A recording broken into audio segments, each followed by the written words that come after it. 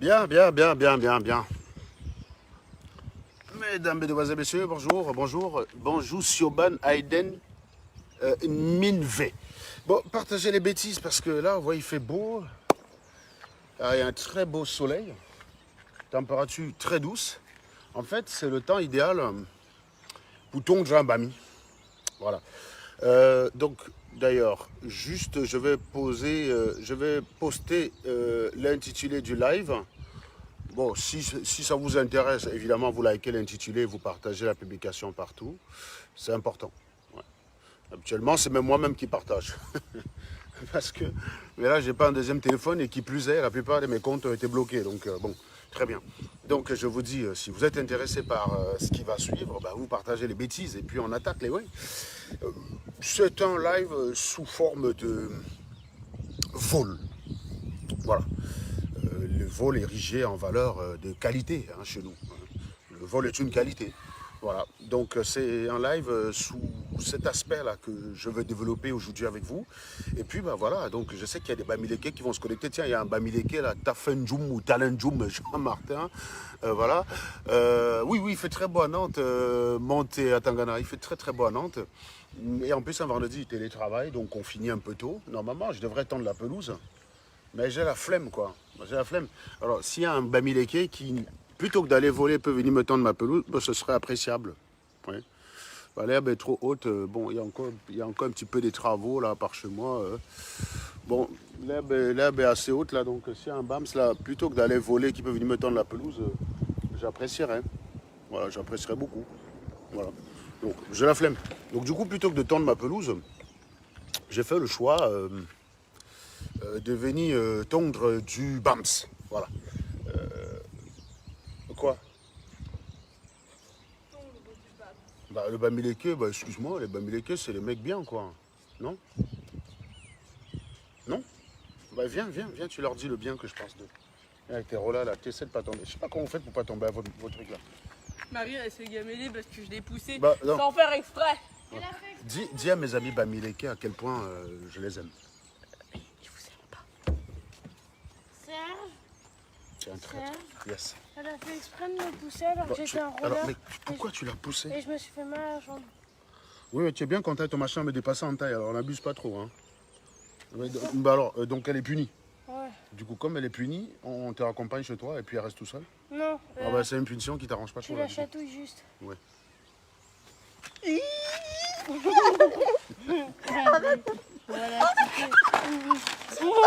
Voilà, Voilà, ça marche. merci Serge. Je t'ai vengé, Marie? Merci, tu es très sympa. T'achètes quand même la télé. Attends, enlève ça. Oh, il est sympa, hein. Attends, mais non, je peux les deux mains.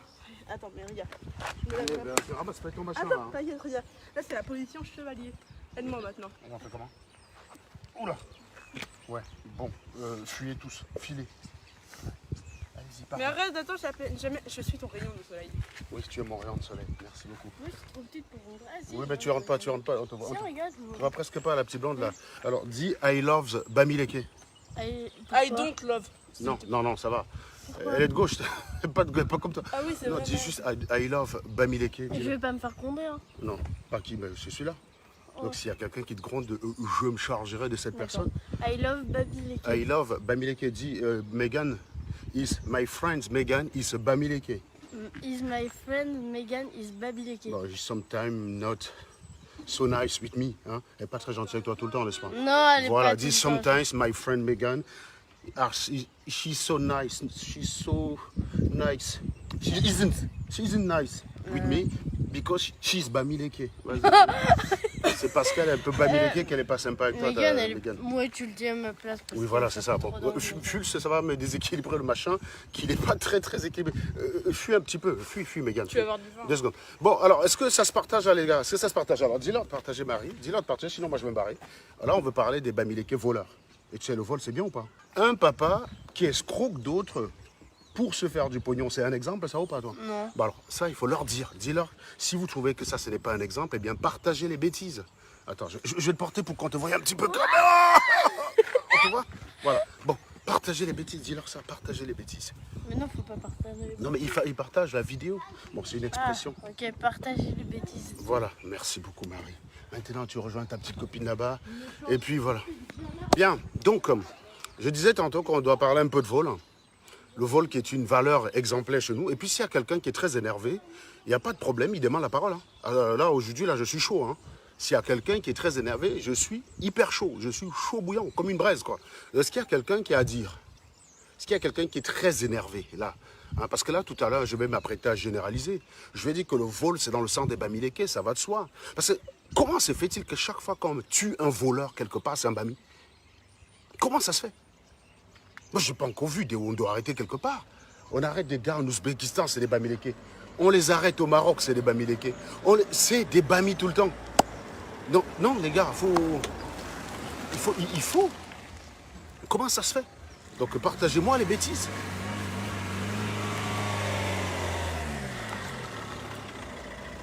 Ça va, la star? Tu fais exprès, là. Tu fais le bruit exprès.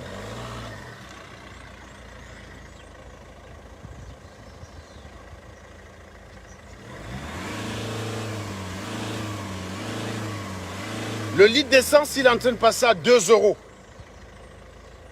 Je rappelle qu'on n'a plus de sous. Le litre d'essence va passer à 2 €, tu accélères.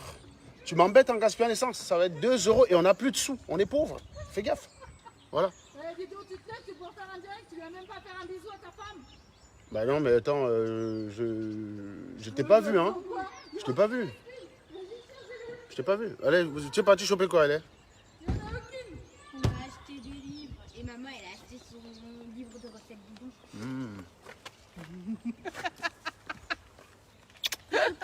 Coucou ma puce. Ça va mon bichéton? Il vient, il me dit, Liam et Nolan veulent qu'on aille au parc du Vallon que tous les trois, mais je sais que tu vas dire non papa, c'est ça? Je dis oui, il dit ok d'accord.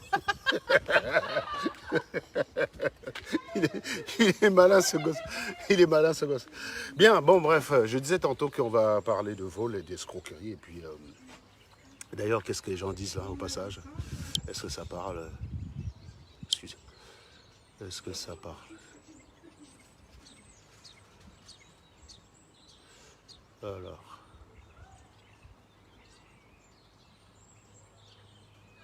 Alors, ouais, toi. Voilà. Est-ce qu'il y a des personnes qui sont très énervées, par exemple, et qui veulent défendre les Bamileke? Moi, je suis souvent subjugué parce que quand je fais un live, il y a des gens, ils sont là, ils parlent pas en fait. Et quand le live finit, c'est là où ils sont énervés en commentaire. Non, venez les gars, venez vous énerver ici. Demandez la parole. Demandez la parole. Il n'y a pas un client là. Là, je suis chaud là. Qui veut insulter, qui a des choses désagréables à dire sur ma personne, ben, qu'il daigne demander la parole. Voilà, c'est tout. Demande la parole. J'ai le temps là en ce moment. J'ai le temps. Il fait beau, voilà quoi. Fumer une personne avant que le nuage avant que ça ne se couvre, je cherche un bon client. Est-ce qu'il y a quelqu'un de très énervé contre moi qui a envie de parler? C'est pas la peine à chaque fois de venir là en sous-marin et d'attendre que le live finisse pour déposer son commentaire. Parce que je peux aussi vous bloquer après les commentaires. Bon, je choisis de ne pas le faire. Je peux aussi vous bloquer après les commentaires, après le live en commentaire. Ça ne sert à rien. C'est lui qui a les couilles. Il envoie la demande. Et en général, le clash, ça attire les gens. Donc, s'il peut avoir un client là en entrée, ça peut être pas mal, quoi. J'apprécierais. Voilà. Donc, est-ce qu'on a un client disponible pour venir défendre l'ethnie, l'honneur Bamileke? C'est quoi ça? Ah bah oui, sushi. Oh, purée. C'est pour le soir ou c'est pour tout de suite? Je croyais que c'était raclette de soir. Non? Je croyais... sushi, raclette, ça va pas trop ensemble. Bah justement, c'était raclette ou sushi? Non, c'est raclette le soir et sushi. J'ai rien compris à ce que tu as dit. Bon bref. Donc, je disais tantôt que avant, on généralise tout le temps. On dit, on accuse le gouvernement tout le temps d'être celui qui a volé l'argent et tout le temps. Et en fait, ce qui est formidable avec les Bamileke, c'est ce côté où ils se sont enfermés dans un monde totalement débile, où ils croient en fait que ceux qui tuent le Cameroun, c'est ceux qui pillent l'argent. J'ai vu une excellente vidéo de Stifa. J'ai vu. Mais moi, quand j'ai vu cette vidéo, moi, je suis content. Voilà, on peut critiquer le Cameroun, mais quand c'est bien, on est content de dire, en fait, pour une fois, c'est bien, quoi. Ben, c'est le contraire en fait de ceux qui critiquent en voulant à chaque fois que ça se passe mal pour continuer pour être dans la critique.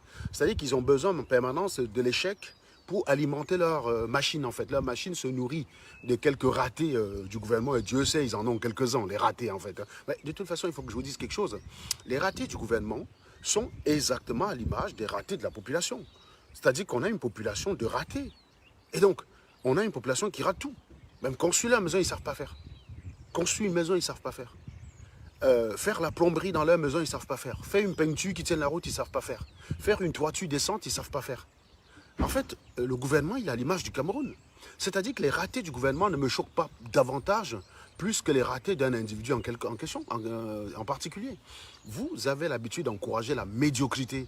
C'est-à-dire que quand quelqu'un fait un truc, on dit que ce n'est pas bien, tu dis que fait, oh, au moins il a fait.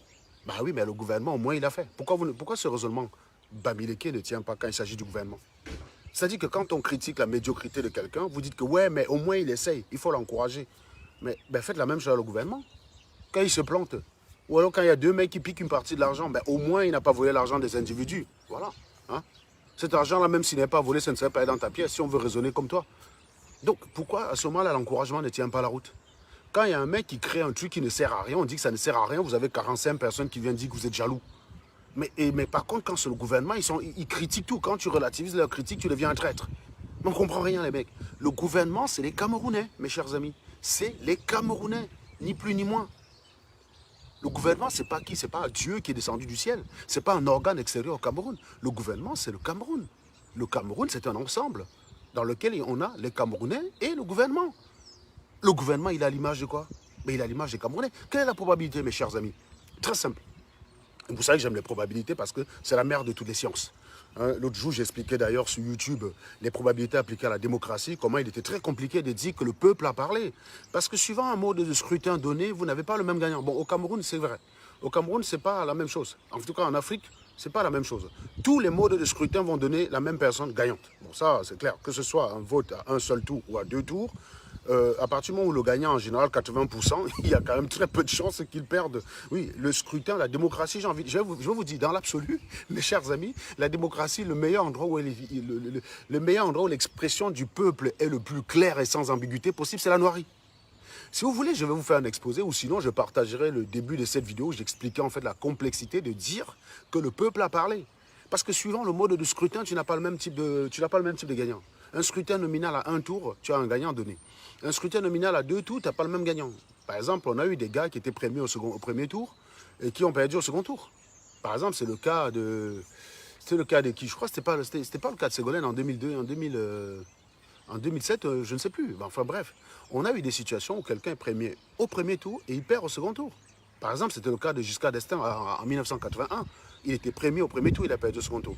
Donc, le type de scrutin ne désigne pas la même personne, le même gagnant. Et il y en a plusieurs, en fait. Il y a ce qu'on appelle les scrutins de Condorcet, les scrutins de Bordas, les scrutins par assentiment, et tous ces types de scrutins qui tirent leur essence dans le choix du peuple. C'est-à-dire que c'est l'expression du peuple, en fait. Hein. Mais c'est simplement une formule différente. Eh bien, ces scrutins ne donnent pas le même gagnant. Vous voyez? Si vous appliquez un scrutin à la Condorcet, eh bien, logiquement, en 2007, c'est Bayrou qui est président de la République. Logiquement, en 2012, c'est Bayrou qui est président de la République. Vous voyez ce que je veux dire? Mais en fait, dans les deux cas, Bayrou, il n'est jamais allé au premier tour. Il n'a jamais traversé le cas du premier tour parce que le type de scrutin l'élimine de fait. Ben, si on applique d'autres types de scrutins, c'est lui le président. Donc quand vous dites souvent que la volonté du peuple, vous savez, c'est des concepts en fait qui sont très mathématiques. La volonté du peuple est souvent très compliquée à exprimer. Mais si je peux vous dire un truc, un endroit où la volonté du peuple est très claire et sans ambiguïté, c'est en Afrique. Parce qu'avec les scores des gagnants, quel que soit le mode de scrutin, il gagne. C'est-à-dire qu'au Cameroun, avec un référendum, Paul Biya gagne. Le référendum, en fait, c'est le seul type de scrutin qui est équivalent à tous les autres. Parce que le référendum, c'est répondre à une question par oui ou pas non. Voilà, c'est tout. Donc, il n'y a que deux choix. Par contre, au-delà du troisième choix, parce qu'avec deux choix uniquement, tous les scrutins se valent. Quand vous n'avez que deux candidats, quand vous n'avez que deux options, pour parler plus mathématiquement, quand vous n'avez que deux options, tous les scrutins se valent. Tous les modes de scrutin se valent. Par contre, quand vous êtes au-delà de 3, ça devient très compliqué. C'est-à-dire que suivant un mode de scrutin donné, vous avez un gagnant. Si vous changez le mode de scrutin, à chaque fois, c'est la volonté du peuple. Ça, c'est un truc. Imaginons, on dit simplement que, bon, vous avez 5 candidats. Donc, vous allez classer les candidats par ordre de préférence. C'est-à-dire, en fait, Vous dites, voilà, je vote pour Sarkozy. Si ce n'est pas Sarkozy qui passe, en fait, je vote pour Hollande. Voilà, par exemple, je prends un exemple, tout bête. Ça veut dire que vous avez hiérarchisé votre choix. Eh bien, en fait, en fonction de ça, on peut définir la proportion des gens qui préfèrent Hollande à Sarkozy. Et puis, on peut arriver, ça reste le choix du peuple. Hein. Le peuple a dit, je préfère Sarkozy. Un autre dit, je préfère Sarkozy ou alors Hollande et Juppé. Tiens, voilà. Je préfère Sarkozy ou alors Hollande et Juppé. Un autre dit, je préfère Hollande ou alors Sarkozy et Juppé. Et un troisième dit, je préfère, je ne sais pas moi, Juppé ou alors Hollande et Sarkozy. Vous voyez? À chaque fois, c'est la volonté du peuple. Simplement, il dit, je choisis telle personne. Ça, c'est ma préférence première. Et si ce n'est pas lui qui est élu, si ce n'est pas lui, à défaut de lui, je préfère quand même telle à telle autre personne. C'est en fait dans le genre, c'est dit, bon, si ce n'est pas Sarkozy, tu préférais voir qui tu dis, bah, en tout cas, moi, je préférais voir Juppé plutôt qu'Hollande. Un truc comme ça, tout bête. Maintenant, si on décide de classer ça en disant que, on va classer par ordre de préférence. On prend des duels 2 à 2. On prend Hollande et Sarkozy. On dit, quelle est la proportion des Français qui préfèrent Hollande à Sarkozy? Si on se rend compte que c'est supérieur, eh bien, il bat Sarkozy. C'est tout bête en fait. C'est-à-dire que même si ce n'est pas vos premiers choix, globalement, dans l'ensemble, les Français ont dit « Je préfère Juppé à Sarkozy ».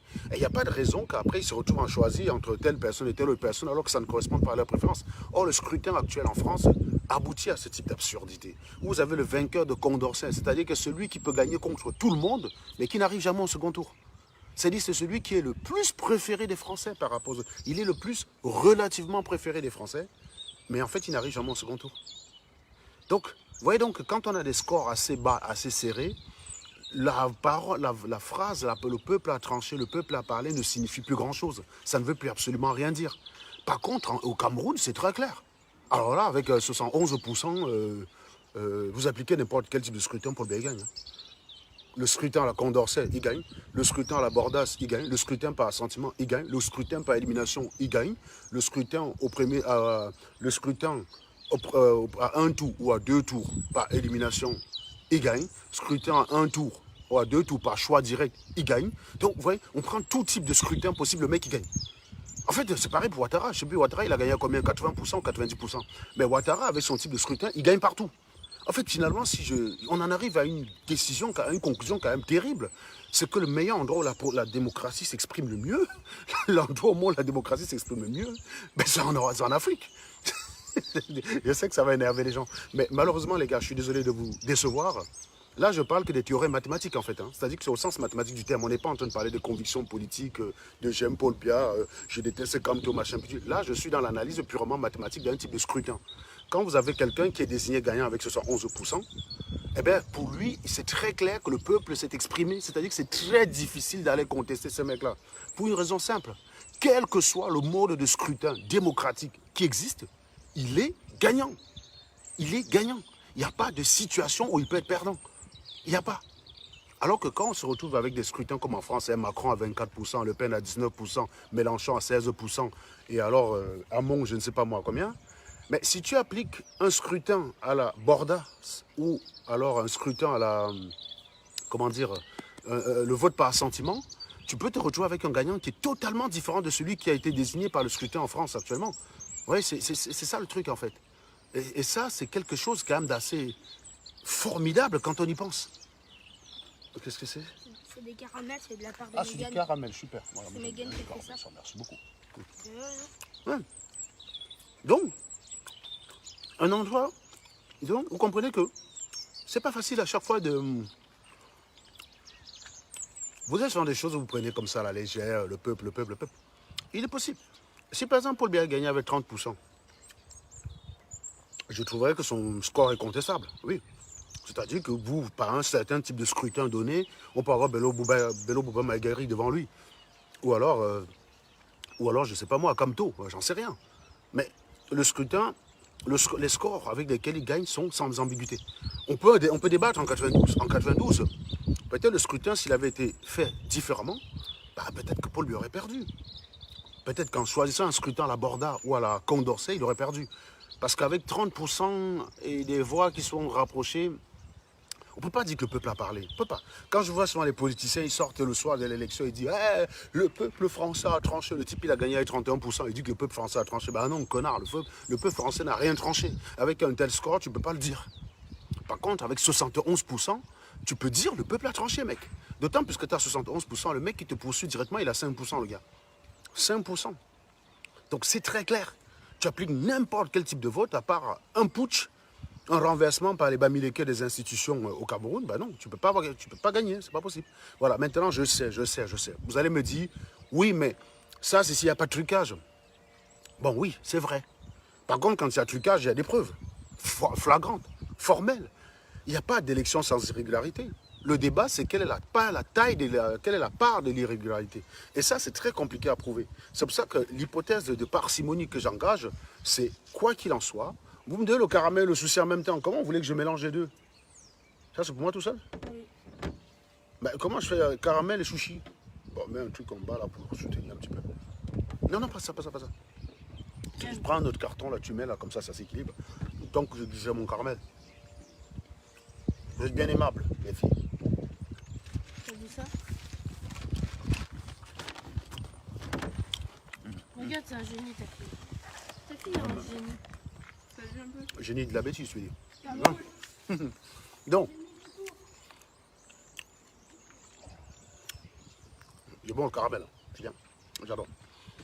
Donc, vous comprenez que on peut même être en désaccord politiquement, mais il y a des choses que vous pensez très simples, dont vous pouvez apprendre la complexité ici même. Donc je disais, pourquoi j'ai fait cet intermède là-dedans? C'est une façon de dire que je voulais vous poser la question très simplement. Supposons un peuple de personnes honnêtes, travailleurs, de qualité, respectueux des règles, qui payent leurs impôts tous les mois, qui payent leurs patentes, tout ce que vous voulez, toutes les taxes afférentes, ils payent réglo.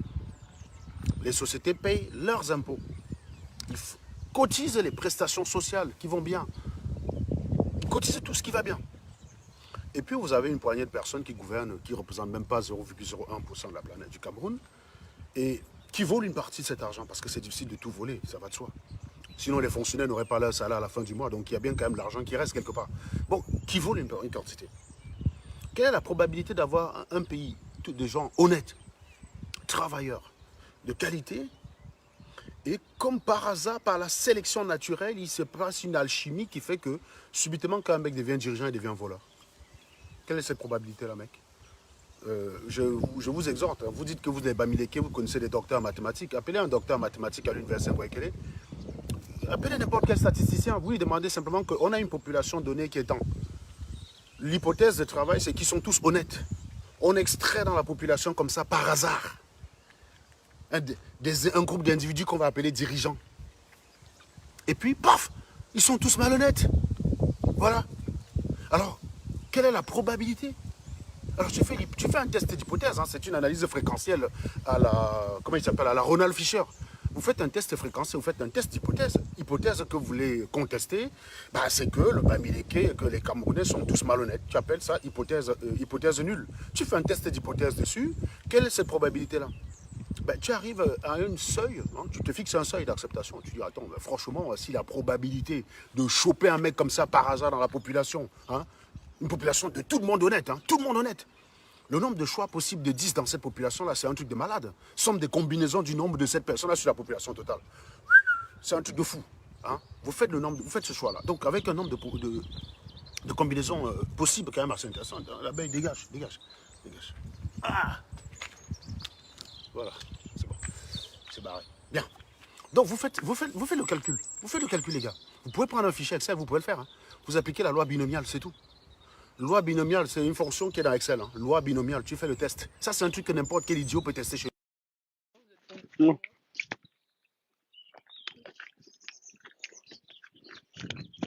Une grosse abeille, là, qui... Bon, désolé, j'ai eu un appel. Refaites un tout de partage, les gars. Refaites un tout de partage.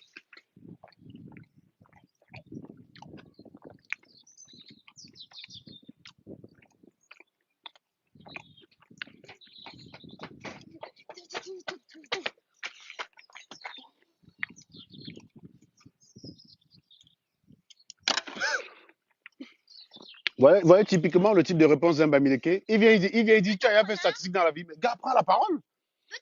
Oui, vas-y, prends. C'est même quel animal ça? Je vais d'abord le bloquer. Il y a quelqu'un qui dit. Mais il m'a dit oui. Qui c'est qui est l'animal qui demande si j'ai déjà fait statistique dans la vie là? Merci. Voilà, Père. Mouna Sawa. Tu n'aimes pas cela. Voilà, je te bloque d'abord. Donc maintenant, si tu veux t'exprimer, tu cliques ici sur le lien. Tu veux en parler statistique, toi et moi. Je vais vous dire une chose, les gars. Il y a quelque chose que le Bamileke n'a pas encore compris.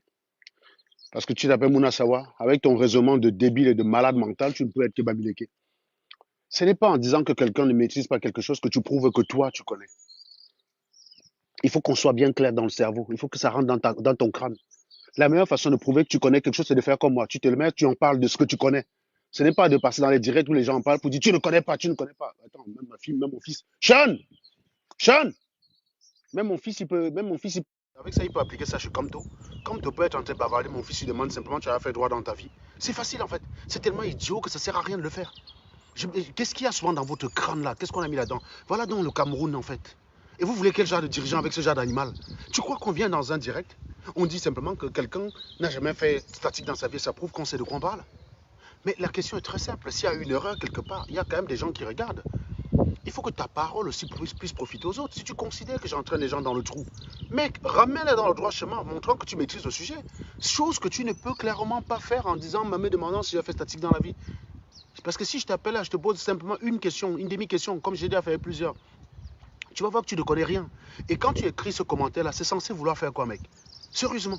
Tu crois que je peux aller m'asseoir devant Einstein en train de parler physique et je me contente de tu as fait physique dans ta vie un jour? Mais qu'est-ce qui se passe dans le crâne d'un mec? Qu'est-ce qui se passe dans vos crânes, les gars? Parfois, j'essaie de me demander comment c'est connecté là-dedans. Tu crois vraiment que tu peux rattraper quelqu'un avec ce genre de méthode? Comment voulez-vous avoir des dirigeants de qualité quand on a des animaux comme toi? Comment veux-tu? Un dirigeant, c'est quelqu'un qui doit recruter uniquement basé sur la compétence. Ça veut dire que toi, tu es du SDF. Il ne t'aime pas. Mais il sait qu'en matière de la conduite de projet, tu es bon. Tu as fait tes preuves. Le stade qui a été là-bas, tu l'as fait. L'usine qui est là-bas, tu l'as fait. Donc, je vais travailler avec lui. Par contre, ce mec-là qui fait le atalakou tous les matins, je l'aime bien. Il est sympathique. Tu vois, non? Il me dit tout le temps, Ayop, Ayop, Ayop, Serge Alango, Ayop, Ayop, Ayop, Ayop. Il est bien. Moi, franchement, j'aime bien le gars. Allez boire bien avec. Oui. Tu peux nous emmener chez Maëwen ou pas? Dans quelques minutes. Combien de minutes? Une trentaine. Voilà, donc on va y aller à pied. Non. Non. Mais aller chez ta mère, c'est pas loin. Non, C'est non. à côté du vallon, papa. Non. Si? Non. Prends là si tu vas. Vas-y. Je te laisse. Attends le nerf. Tu as vu, je suis galant quand même. Je suis un papa galant. Tu as vu ça? T'es un vieux galant. Oui, bien sûr. Bon. Non.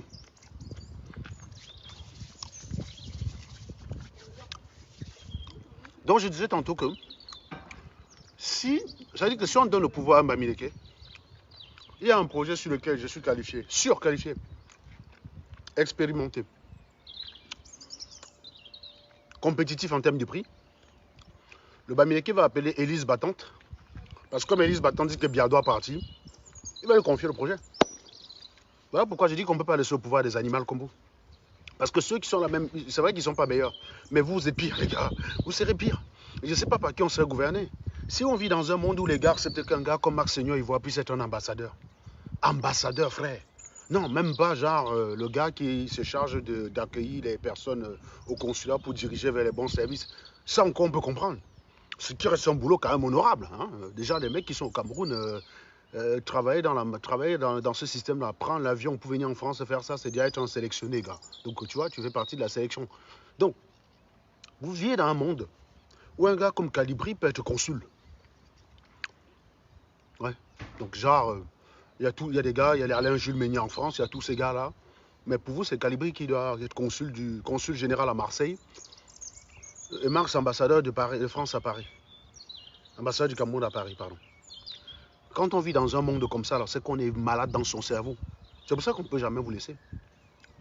Même si certaines de vos revendications peuvent être légitimes. Mais vous n'êtes pas mieux. Donc je vous ai reposé la question, parce que la question qui consiste à me dire tu as fait statistique dans la vie ne répond pas à la question.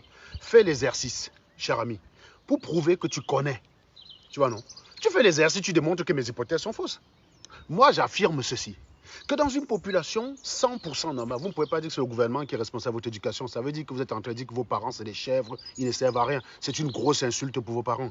Et quand moi je vais dire que vos parents, c'est des grosses merdes, vous allez dire que je les insulte, alors que vous les insultez plus que moi. Quand vous remettez la responsabilité de votre éducation, de votre absence d'éducation sur Paul Biya, en fait, vous êtes en train de dire que vos parents, c'est des grosses merdes, c'est des grosses raclus, c'est des chius, c'est des pourritus, c'est des crevus, c'est des glairures. C'est ce que tu es en train de dire. Quand tu t'élèves le matin, alors que tu as eu un papa qui un matin, il a culbuté ta mère pour que tu sortes. Il pensait à quoi avant de te faire? Il a piné ta mère pour que c'est Paul Biya qui te nourrisse. Il pensait à quoi? Il pensait à quoi? Non mais dis-moi. Il pensait à quoi? Tu me remets ton absence d'éducation sur Paul Biya. C'est quoi le problème? C'est quoi le problème? Tu remets l'absence de ton éducation sur Paul Biya. Donc tu es en train de dire que ton père c'est une chèvre. Que ton père c'est un irresponsable. Il est évident que c'est mon avis. Je pense sincèrement que beaucoup d'entre vous ont eu des parents irresponsables. Parce que si votre père, si votre parent, vous avez transmis les valeurs qui sont les miennes, déjà vous n'encouragerez jamais un voleur. Jamais. On n'encourage jamais un voleur chez nous. Si j'étais un voleur, on ne verrait jamais un Platini venir me défendre en direct et réciproquement. Je ne viendrais pas défendre Platini. D'ailleurs, quand on est même un voleur, on doit savoir que c'est un truc de merde, on doit avoir honte. Quand on est un voleur, on ne vient pas sur Internet se pavaner en disant j'ai 40 étages au Cameroun. Non. C'est bien vous d'aller vous acharner sur Nathalie quoi tous les jours que wow, tu n'es pas un exemple. Wow, tu donnes le mauvais exemple à la jeunesse. Et ceux qui donnent le vrai exemple, vous en faites quoi vous? Vous en faites quoi vous de ceux qui donnent un exemple? Quand quelqu'un sait de quoi il parle, quand il a fait ses études et qu'il partage avec vous, tu as fait statistique dans la vie. Je veux dire à un moment donné, il se passe quoi dans votre crâne les gars? J'essaie simplement de comprendre. J'essaie de comprendre quel genre de papa vous a mis ça dans la tête. Parce que ça peut pas être Paul Biya puisqu'on a été éduqués ensemble avec Paul Biya. Mais je ne suis pas comme vous. Je ne peux pas défendre un voleur. J'ai grandi au Cameroun comme vous. Vous n'avez pas me dit que je suis né en France. Je n'ai pas grandi dans les maisons en barrière. J'ai grandi dans les quartiers où on allait voler les mangues pour s'en sortir. Mais on s'arrêtait à voler les mangues.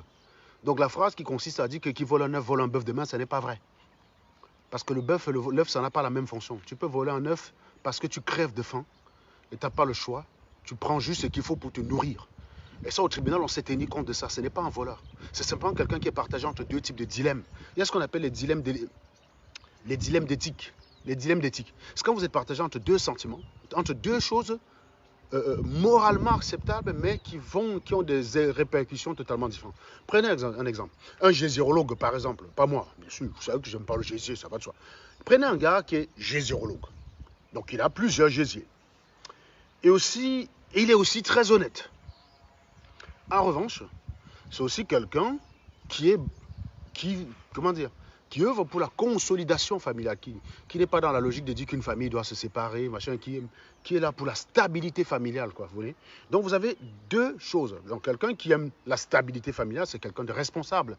Quelqu'un qui est honnête, c'est quelqu'un de responsable. On est d'accord jusqu'ici. Le problème, c'est que le mec, il a plusieurs gésiers. Alors s'il est honnête, alors il rentre, il dit à sa femme, écoute chérie, j'ai plusieurs gésiers. Bah, c'est honnête. Mais sauf que sa femme va le virer. Et donc du coup, il va perdre quelque chose aussi auquel il tient. Et là, on se retrouve dans ce qu'on appelle un dilemme. Oui?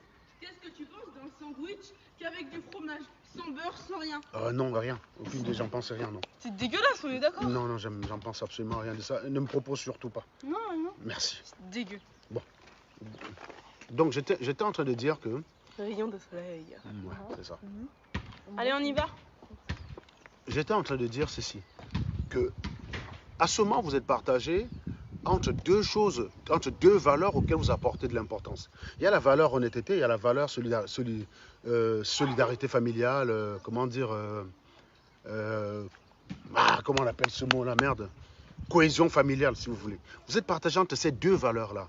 Il faut faire le choix. Et le choix dépend simplement de la hiérarchie des deux. C'est pareil un médecin. Un médecin, il examine, prenez un médecin, Marc Seignon et voir, docteur, en spécialiste en psychanalyse. Alors, il diagnostique le cerveau de Calibri, son ami de combat. Il se rend compte que dans son cerveau, le mec, il a une sacrée tumeur et qu'il lui reste quoi? Je sais pas moi, au mieux des cas, il lui reste 2 ans à vivre. Et bien, il s'est dit, bon, ben, Calibri, que je connais, c'est un déprimé, c'est un dépressif. Si je lui donne cette information, il va même pas rester 2 ans. Il sera mort dans 3 mois. Donc, lui, il est bienfaisant. Et donc, il serait partagé entre deux sentiments. Entre son devoir de déontologue, ce que la déontologie lui impose, à savoir être honnête quand on est médecin. Quand on est médecin, on doit dire la vérité. On ne doit pas exagérer le mal du malade et on ne doit pas relativiser. Donc ça, c'est la déontologie, c'est l'éthique du médecin. C'est de dire la vérité, c'est de dire exactement ce que tu as. Mais de l'autre côté, il est partagé aussi par son sentiment de bienfaisant vis-à-vis de Calibri, qu'il aimerait voir vivre encore un peu plus longtemps. Il s'est dit, bah, si je dis la vérité à Calibri, bah, Calibri sera mort la semaine prochaine. Parce qu'il va tellement déprimer qu'il va mourir tout de suite. En revanche, si je lui cache cette vérité, je fais en torse à ma déontologie de médecin. Mais au moins, je lui permets de rester 2 ans de plus, de préparer son départ le plus calmement possible. Vous voyez? Oui, c'est ça le problème. Donc on est là, tiraillé entre 2 valeurs qui s'opposent totalement. C'est-à-dire que donc, dans les conséquences s'opposent, quoi. Soit on est honnête, et à ce moment-là, on sait qu'on va faire du mal, soit on est bienfaisant, et à ce moment, on sait qu'on va être malhonnête. Il faut choisir dans la vie. La vie, c'est un choix. C'est ce qu'on appelle l'éthique. Donc quand vous êtes gouverné par l'éthique, vous êtes tout le temps en train de vous départager entre des situations comme ça. C'est le contraire de la morale qui commande et qui va te dire non, tu ne fais pas, peu importe, quoi. Vous voyez? Et c'est pour ça que dans les débats, c'est pour ça qu'on a d'ailleurs confiné en France. Le confinement vient simplement de vouloir d'éviter de se retrouver dans ce genre de situation où on doit choisir entre sauver la vie d'un père et la vie d'un gamin, quoi. Parce qu'on va dire, mais attendez, le médecin, son travail, c'est sauver tout le monde. Mais le devoir moral, c'est de dire quand même que le vieux, il a quand même vécu un certain temps. Il faut laisser une chance aux jeunes de vieillir aussi. Et on est obligé de sacrifier le vieux. Ça s'appelle être tiraillé dans des dilemmes. Et c'est justement pour éviter ce genre de situation qu'on a confiné, en fait. Mais ça, c'est beaucoup plus compliqué à vous expliquer parce qu'il y a des animaux, bien évidemment, qui ne connaissent rien aux lois de croissance exponentielle, qui ouvrent leur gueule pour dire qu'on pouvait faire autrement que confiner. Bah oui, c'est vrai. C'est vrai. Tout le monde est grand gouvernant sur son canapé, quoi. C'est très facile d'être président. Si c'était compliqué, ça se saurait. Ça va de soi. Prendre des décisions, c'est facile. Vous n'êtes même pas foutu de prendre des décisions dans un groupe pour écarter un voleur. Par contre, vous saurez prendre des décisions intéressantes pour un pays. Il y a un voleur dans le groupe, un violeur dans le groupe, vous ne savez pas. Vous ne savez rien faire.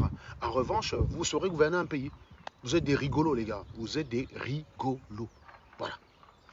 Donc, ça, c'est pour ça que je disais tout à l'heure que moi, je me demande sincèrement comment vous pouvez être étonné avec un cerveau, parce que ce genre de comportement, je vais vous dire une chose. Moi, j'ai l'avantage d'être grandi au quartier comme vous. Je connais comment raisonne un gars du quartier. Le meilleur argument du quartier, c'est « Aka, tu as fait les maths où? Tu as fait les maths où ?» Voilà, il ne rentre pas dans le sujet. Il ne rentre pas dans le sujet. Et d'ailleurs, c'est ce qu'on voit sur Internet. Quand vous avez quelqu'un qui vient se pavaner sur les réseaux sociaux et qui dit j'ai 14 maisons, en tout cas, s'il a travaillé honnêtement pour l'avoir, moi je suis content pour lui. Par exemple, Samuel Eto'o me dit j'ai 24 maisons au Cameroun. Je suis content pour Samuel Eto'o, il ne me vient pas à l'idée de chercher à savoir comment il a fait puisque ses revenus sont connus. Ses revenus sont connus et transparents et sûrs de tout le monde. Donc la question ne se pose pas. En revanche, un ministre, moi je vais me poser la question. Sauf que les ministres, ce ne sont pas ceux qui se pavanent tous les jours sur Internet avec les G45 immeubles à tel endroit. Donc c'est difficile pour moi de demander des comptes à un ministre quand je ne connais même pas son patrimoine. Eux, ils te disent qu'ils sont logés de fonction. Mais si vous avez un ministre qui a construit 45 étages, bah oui, on peut lui demander des comptes. Parce qu'on va lui demander sincèrement, mec, comment tu fais avec ton salaire de ministre pour faire tout ça? La question se pose. Mais vous ne pouvez pas vous opposer à la question quand c'est des Feman Bamileke et vous dites que non, il faut demander quand c'est un ministre. Mec, c'est la même chose. Parce que du coup, quand vous montrez l'honnêteté tribale, la malhonnêteté tribale, que font les autres, mecs? Mais ils se renferment aussi derrière cette malhonnêteté tribale. Quand tu viens demander à un Béti, demande à Mbengo comment il a fait pour avoir 4 immeubles, je ne sais pas moi, à Kribi, à Yaoundé, à Douala, comment il fait ça avec un salaire de ministre? Le Béti va te dire que hey, tu es jaloux. Parce que toi, quand on te pointe un Feman, toi, c'est ta réponse. Et voilà comment on ne débat pas de fond au Cameroun. Et vous voulez à quoi? Vous voulez avoir des dirigeants comme Angela Merkel? Mais vous êtes malade dans votre cerveau, les gars. Vous êtes complètement maboule là-dedans. Ça ne tient pas la tête là-dedans. Vous voulez quoi? Vous voulez avoir Merkel avec ce genre de raisonnement?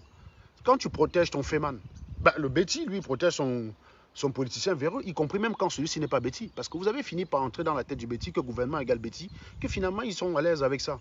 Donc, eux, ils sont considérés comme ceux qui défendent le gouvernement en toutes circonstances, et vous, ceux qui pourfendez le gouvernement en toutes circonstances. Ils assument. Maintenant, vous êtes chacun dans un rôle. Puisque vous avez évité le débat, vous avez catégorisé la classe de fonctionnaires dans la tribu Béti et la classe des commerçants dans la tribu Bamileke. Bon, ben voilà. Le principe du tiers exclu. Il n'existe pas entre deux. Il n'y a pas de grands commerçants boulou et il n'y a pas de politiciens bamileke, ça va de soi. Voilà. Donc quand un militaire est tué, c'est de la milice boulou. Ah oui, vous avez tous des membres de famille dans l'armée. Mais quand il s'agit de faire la politique, toute l'armée est boulou. Et c'est normal qu'après, maintenant, on commence aussi à vous dire que ben, tous les commerçants, fraudeurs, frélateurs sont bamileke, vous chialez. Vous avez polarisé le débat. Vous avez polarisé le débat de telle enseigne qui n'en sortira, puis n'en sortira plus rien. Et les seuls encore comme nous qui essayons encore de rentrer dans les sujets, on fait quoi? On signale nos chaînes, on refuse de partager les directs, on ne fait rien. À chaque fois c'est ça, parce que vous avez polarisé le sujet. Chacun maintenant sauve sa maison. Voilà, on sait maintenant qui est qui le jour quand un voleur se fait fracasser le crâne. Hein? La question elle est là. Vous ne pouvez pas soutenir vos Feman, traiter les gens de jaloux quand ils vous disent mais non. On est bien content quand quelqu'un construit un immeuble, mais dites-nous comment il a fait. Dites-nous comment il a fait. Comment quelqu'un qui est aux États-Unis, on ne sait même pas s'il travaille ou pas. Il dit, j'ai construit 4 immeubles, tu viens aussi chez Internet, que vraiment les Bamileke, grands bâtisseurs. Voilà comment vous encouragez les gens. Lorsqu'ils lisent l'heure et que des personnes dont ils se moquaient se foutent de sa gueule, vous êtes encore à venir dire, c'est quand même un être humain, respectez les êtres humains. Non, mais déjà les Bamileke ne peuvent pas dire ça. Vous m'avez attaqué sur le décès de mon frère. Vous avez franchi les limites qu'on n'a pas franchies quand on était petit. C'est-à-dire que quand j'étais petit, même quand on détestait un gars, on ne se moquait pas de lui quand il avait deuil. Parce que frère, on se rappelle que le deuil là, ça peut frapper tout le monde. Quand tu vois un gars perdre son père, tu deviens son ami, man. Parce qu'en étant son ami, tu as l'impression aussi que, quelque part, tu ressens ce que tu peux ressentir quand tu perds ton père. Moi, je ne comprends pas comment on en est arrivé aujourd'hui. Je sais que des gens perdent des membres de leur famille qui n'ont rien à voir avec la politique. On a des gens sur Internet qui se réjouissent. Vous l'avez fait pour mon frère, qui n'était même pas d'ailleurs activiste. Il n'avait jamais mis ses pieds dans ces conneries-là. Vous ne connaissez même pas son nom. Vous avez découvert que j'avais un frère qui s'appelait Stéphane Jout-Sama. Vous ne le connaissiez pas. Vous connaissiez Platini, Maître Corbeau et moi-même, les trois. Vous avez suivi Koun, vous avez partagé les vidéos de Koun où Koun décrivait son autopsie comme s'il était le médecin légiste en disant qu'on l'avait sodomisé, machin, bidule. Vous étiez là en train de liker, mettez les cœurs, comme si vous pensiez que ça pouvait me toucher. Je vais vous expliquer quelque chose que j'ai déjà expliqué plusieurs fois. Si tu es en deuil, mec, et le comportement de quelqu'un t'énerve, ça veut dire que le deuil là ne te touche pas assez, man. Je vous dis sincèrement. Je peux vous laisser 1 minute. Essayez de me partager cette vidéo, s'il vous plaît. Vous êtes là une bonne quarantaine de personnes. Si simplement 4 d'entre vous partagent dans 20 groupes, c'est déjà pas mal. Il faut à un moment donné arrêter de permettre à la médiocrité de faire du chemin. Moi, à chaque fois que moi j'arrête, on vient me dire non, finalement, il n'y a que toi qui as un certain créneau, reviens. Mais quand moi je reviens, les gars ne partagent pas. Oui, moi j'ai un peu de disponibilité, les gars. Partagez la vidéo. Dans tous les groupes, même si vous avez à partager, ne partagez pas sur votre mur où il n'y a personne, ça ne sert à rien. Partagez la vidéo dans tous les groupes. Voilà. Donc je disais tantôt que les Bamileke ne sont plus ceux qui peuvent aujourd'hui attaquer quelqu'un sous l'angle de la morale en disant qu'on respecte les morts. C'est vous qui avez franchi toutes les barrières. La dépouille de Paul Éric King était à peine chaude que vous étiez déjà en train de danser. Pour autant, vous êtes toujours aussi malheureux. C'est ce que je vous ai dit. Je vous ai dit, mais les gars, vous allez danser, mais à la fin, quand l'effet du deuil est passé, vous vous retrouvez dans votre misère mentale. Donc il faut attendre le prochain deuil. Et vous savez comment on appelle ça? On appelle ça de l'hubris. Quand vous vous retrouvez dans ce type de désir, on appelle ça en philosophie l'hubris. L'hubris, c'est l'illimitation des désirs. C'est quand à chaque fois, il te faut quelque chose pour te nourrir. Par exemple, c'est comme le drogué. Le drogué, il prend une dose aujourd'hui. Le premier jour, il prend une dose, il plane. Ouais, c'est bien, s'il s'arrête là. S'il modère de telle enseigne que ça ne reste que ça, tout va bien. Mais quand il prend une dose, au bout d'un moment, ça ne lui fait plus rien, la dose. Donc, il passe à la deuxième dose. Pour retrouver l'état initial de la première dose, il faudrait qu'il double la dose pour replaner comme il a plané la première fois, pour avoir cette intensité-là. Il va prendre ces 2 doses-là très souvent et au bout d'un moment, ces 2 doses n'auront plus d'effet sur lui. Eh bien, il va prendre la 3e, ainsi de suite, ainsi de suite. Il est constamment en train de surenchérir. Et au bout d'un moment, quelque chose qui était un désir, qui était censé simplement lui faire du bien, cesse d'être ce qui lui fait du bien, c'est ce qui le détruit. Eh bien, c'est ce qui se passe à vous. Vous êtes dans la haine. Vous êtes dans la haine, en fait, et les seuls moments de bonheur que vous avez, c'est le malheur de ceux que vous détestez. Quand ça arrive, vous vous réjouissez. Mais sauf que ça s'arrête après. Au bout d'un moment, ça n'a plus d'effet sur vous. Vous êtes constamment en train de vous lever les matins pour chercher à savoir qui est encore mort, quel ennemi est encore mort, machin. La dépouille de Paul Éric King était encore à peine chaude, que vous étiez déjà en train de danser là-dessus. Et vous venez donner la morale aux bêtis. Qui vous rappelle simplement que voilà ce que ça donne quand on est un féman. Parce que vous êtes très fort quand on vous dit, mais attendez, le mec il a gagné son argent là, comment vous dites qu'on est jaloux? Vous allez aussi dire qu'on est jaloux parce qu'on lui a fracassé la tête. Mec, être voleur, c'est l'apanage de tout le monde. Sauf qu'il y a un prix à payer. Il y a un prix à payer, mec. Et c'est un prix que tout le monde n'est pas prêt d'accepter. Et à partir du moment où on n'est pas prêt d'accepter le prix, on ne peut pas jalouser un voleur parce qu'on sait que ça va mal finir pour lui. Un voleur a vocation à l'heure. Ils sont combien qui finissent vieux? Vous connaissez beaucoup de voleurs qui vieillissent? Ou alors ils ont fait au moins 40 ans en prison, ou ils ont fait 30 ans en prison, soit ils sont morts. Les voleurs, soit ils meurent jeunes, soit ils passent le restant de sa vie en prison. Qui peut en vivre un petit pareil? Même si à un moment donné de sa vie, il a plus d'argent que moi. Mais qui peut être assez idiot pour en vivre un petit pareil? Vous pensez qu'on passe un concours pour être voleur? Vous avez qu'il y a un recrutement quelque part, tu envoies ton CV, tu as un patron qui analyse. Ben non, c'est même un métier qui recrute même plus facilement. Parce que les gars ne sont pas volontaires. Qui peut jalouser un voleur diantre? Qui peut jalouser un féman? On sait très bien que vous gagnez l'argent à un moment donné, puis à un moment donné, inéluctablement vient la lecture de l'heure où il faut rendre compte. Et en général, ce que tu payes est supérieur à ce que tu as gagné. Quand quelqu'un finit avec la tête cabossée, regardez la dépouille que sa famille va recevoir au pays. Sérieusement. Tu as envoyé ton petit, a dit qu'il partait se chercher en bain. Il revient avec la tête fracassée, bandée dans un cercueil. Vous croyez que, vous imaginez le désastre? Vous croyez que les étages qu'il a envoyés là vont consoler cette famille? Cette famille aujourd'hui va vivre avec le poids de ça dans leur tête. Le poids de cette irresponsabilité d'avoir encouragé un voleur. Et c'est ça votre travail. Vous êtes tout le temps... Mais vous ne vous contentez pas seulement de voler. Les escrocs français, ils sont discrets, mec. Vous ne les verrez pas dans les médias avec les montres. Non, ils sont discrets. Quand ils voient la caméra, ils fuient. C'est pas un escroc. Vous pouvez imaginer un escroc français qui viendrait sur les réseaux sociaux, dire à un médecin chirurgien, Mouf, tu sais quoi, hein? J'ai 15 appartements là-bas en Côte d'Azur. Toi, tu as combien? Le mec, il est chirurgien, il a fait une formation, il a fait presque 25 ans d'études de sa vie. Il est chirurgien cardiologue. Il gagne peut-être 10 000 € par mois. Toi, tu viens, tu es un escroc, voleur, braqueur de banque. Et tu as quoi? Moi j'ai construit 14 maisons en Côte d'Azur. Tu n'as rien, machin, bidule. Et on commence à voir des gens quand le médecin dit, oui, mais d'accord, mais mec, moi je te vois là, tu as presque 30 ans, je ne sais pas ce que tu fais de ta vie. Dis-moi ce que tu as fait de ta vie pour construire ces maisons-là. Et tu as tout le monde qui dit, oh meuf, tu es jaloux parce que tu as passé. Il n'y a pas que l'école dans la vie, parce que les Bamileke, ils aiment ça. Ils sont bien contents de te rappeler que tu as fait tes études, non? Tu as bien étudié, mais tu es pauvre, c'est pour toi là-bas. Que tu es jaloux du gars parce qu'il est riche sans avoir étudié. Oui, il est riche sans avoir étudié parce qu'il a volé. Et je rappelle que ne pas voler, c'est un choix. Contrairement à devenir ingénieur, on ne choisit pas de devenir ingénieur. On a la capacité de l'être. On ne choisit pas de devenir un footballeur. On a la capacité de l'être. On ne choisit pas de devenir un chirurgien. On a la capacité de l'être. On ne choisit pas. Parce que même si tu veux, tu n'as pas la garantie d'y arriver. Ce n'est pas le qui veut, mec. C'est le qui peut. Mais le vol, ce n'est pas le qui veut. Le qui peut, c'est qui veut. Vous faites souvent comme si on a du mérite à être un voleur. Ben non, mec, on n'a pas de mérite, on n'a aucun mérite. Vous êtes voleur si vous voulez être un voleur. Je décide aujourd'hui que là, j'arrête ma carrière d'ingénieur, je deviens un bandit de grand chemin. Mais c'est comme si c'était fait. Dites-moi ce qui va m'en empêcher. Non, là, je décide là, tout de suite, là. On est le 29 octobre. Il est quelque chose comme 16h, 16h30, je ne sais pas quelle heure il est. Je décide que dès maintenant, je deviens un voleur. Qu'est-ce qui m'en empêche là, maintenant, là, d'être un voleur? Qu'est-ce qui peut m'empêcher là, de devenir un voleur? De m'asseoir là dans ma maison, commencer à concevoir les plans, utiliser toutes les connaissances en physique, un tout que j'ai, pour savoir comment je peux forcer un coffre, dérouter. Comment vas-tu, Anthony? Ça va très bien, la forme? Cool. Bah écoute, il fait beau, hein?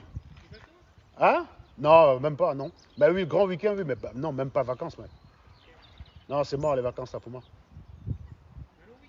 Un long week-end, ouais, c'est déjà pas mal. Bah ouais. Ça va sinon? Ah ouais, à tout à l'heure. Donc je disais tantôt que voilà. Non, je peux utiliser les connaissances que j'ai apprises. D'ailleurs, et en plus par le passé, j'étais un très bon voleur de fruits de mangue. Moi, je ne prétends pas avoir été un saint. Hein. J'ai volé des mangues et tout. Je pouvais parfois sauter d'une branche de 10 mètres de hauteur pour fuir le propriétaire de la mangue qui débarquait. Parce que s'il m'arrêtait, il m'amenait devant mon père, j'étais mort. J'étais mort.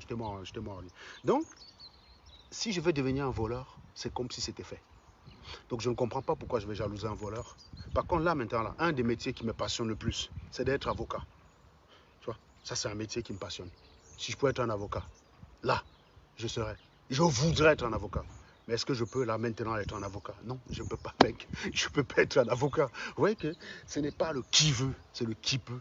Et c'est pareil pour un avocat qui serait passionné par les sciences. Là, maintenant, il voudrait être un avocat. C'est pas comme si c'était fait. Ça va lui demander un long processus. Il peut y arriver. Pareil, moi-même, je peux devenir avocat. Je peux décider que, bon, là, écoute, j'ai assez d'argent dans mon compte.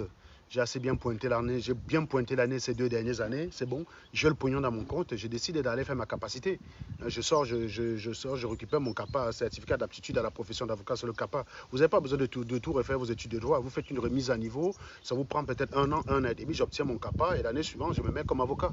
Vous voyez, je commence à chercher le premier criminel qui a égorgé sa femme. Je prends sa défense. Toute la France me connaît. J'arrive au procès. Je lui évite la peine à perpétuité en trouvant les circonstances atténuantes. Tout le monde me connaît. Et là, je deviens un très grand avocat. Et tu vois, dans quelques années, je deviens le Dupont-Moretti, alors que j'étais ingénieur. Ça, je peux le faire. Mais ce n'est pas simple. Ça demande tout un long processus et un prix à payer.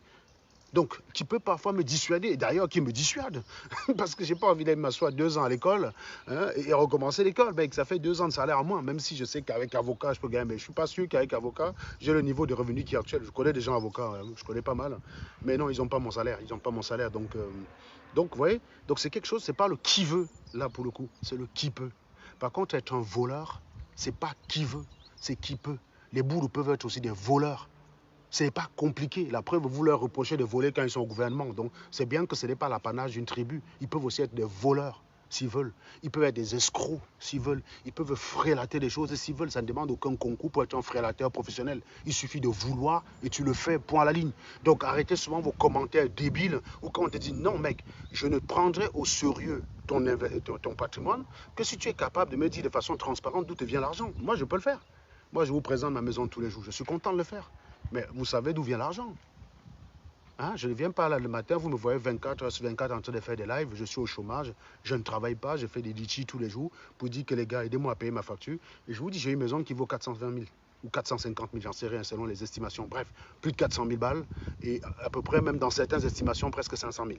Bon, cela dit, est-ce que vous me prendrez au sérieux?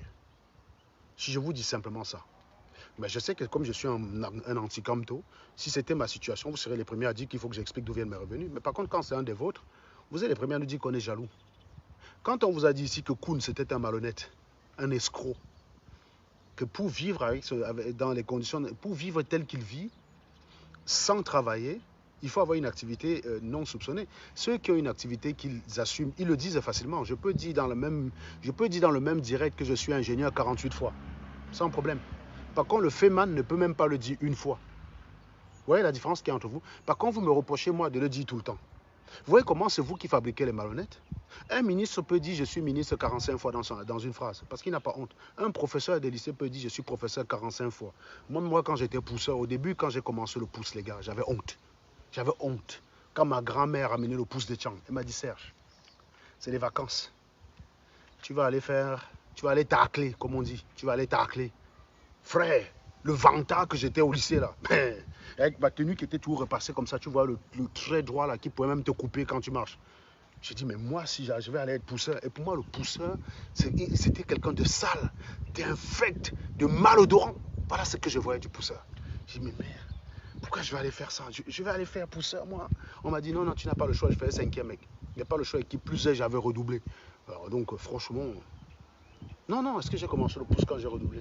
Non, le pouce, j'ai commencé la 2e année, quand je partais en 4e. Non, c'est l'année que j'ai redoublé après. Parce que j'ai redoublé à 5e, c'est à mon année de 5e, 4e que je suis devenu pousseur, effectivement. Mec, ouais, au début j'avais honte. Hein. Au début, j'avais honte. Je dis, putain, merde. T'as tous ces filles-là qui sont au lycée là, et putain, elles vont me voir en train de pousser, quoi. Mais, franchement, j'assumais pas, quoi. Franchement, j'assumais pas. J'étais là, dès que j'étais comme ça avec le pouce, dès que je voyais une meuf de mon école que je connaissais, j'allais propre. Moi, franchement, je ne m'habillais pas comme les autres. Ce qui fait que la plupart du temps, c'est même le client qui m'aidait à charger la marchandise. Gars. Pas l'histoire que je montre que je suis motivé, je charge, je me salis là. Non. Le client, il m'aidait, gars. Non, je ne me salissais pas. Donc, j'étais toujours moi propre. Quand je voyais quelqu'un que je connais, j'ai quitté un peu le pouce comme ça là. Parfois, j'étais avec le client. Hein. Il me voit, je laisse au pouce, je fais genre comme si je vais pisser. Voilà, simplement pour que quelqu'un qui passe, il croit que c'est lui. Donc, j'assumais pas, gars. J'assumais pas. Là, après, un matin, j'ai dit que mec, quand j'ai vu que mon argent de poche, parce que j'ai fait ça pendant les vacances, et puis quand je suis arrivé à l'école, je faisais ça tous les dimanches. Donc, je pouvais pointer un 2000 le dimanche.